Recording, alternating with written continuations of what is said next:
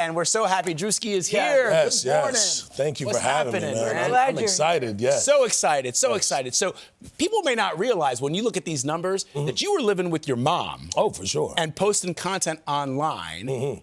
When that You were living with your mom as a grown-ass man? Yeah, but say, we ain't got to talk about that. Come on, Gayle.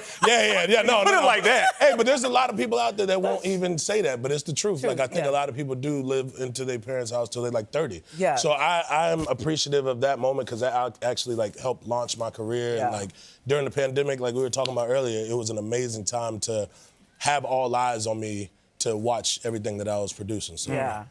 And first of all, we were talking about earlier that your mom loves your success. Yes, But yes. she's like, you have to cuss as much as you do. Yeah. But she don't complain that much now. Yeah. Not no more because the check's coming in, rolling in.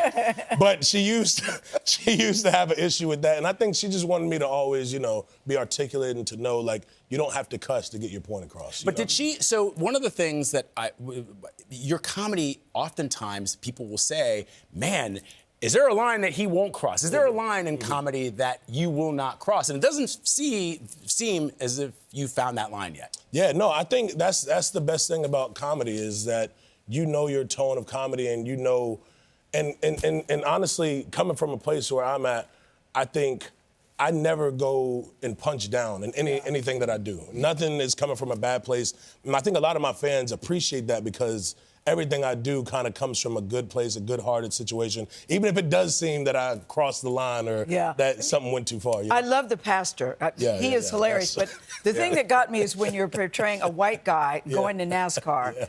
It is hilarious. And I'm thinking, now, if a white person was doing this in blackface, I'd be going, well, that ain't so funny. So why is it that people are laughing at this? No, I think this is something, and, like, these are things I've been working on for years. Like, I've produced that character multiple times before I did whiteface. So I was really good at doing, the voices, the improv on all this stuff.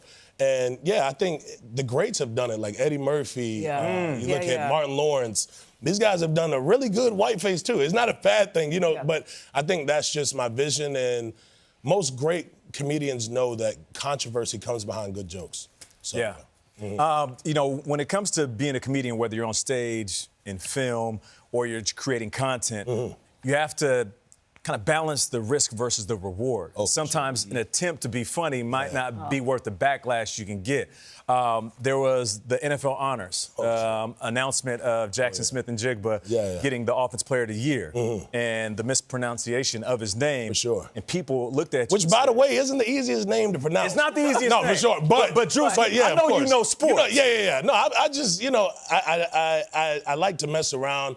And, sometimes you could go too far.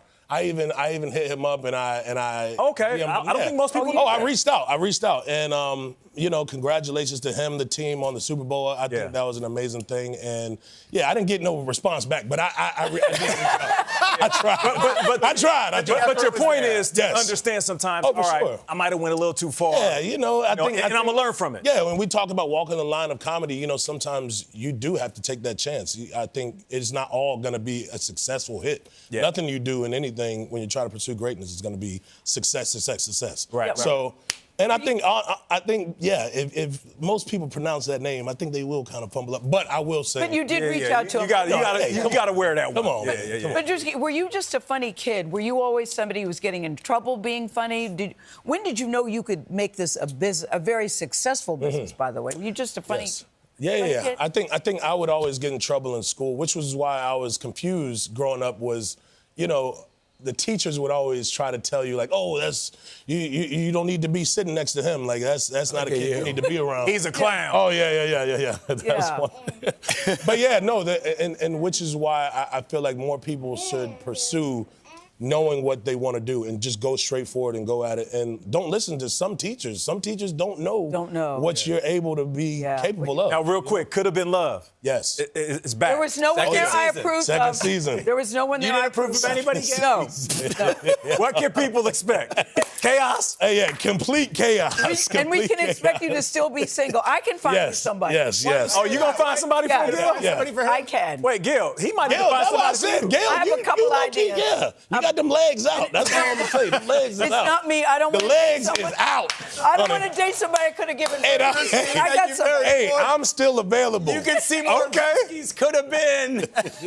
Now that would be a comedy routine. On his YouTube Gayle channel. Druski and Gayle.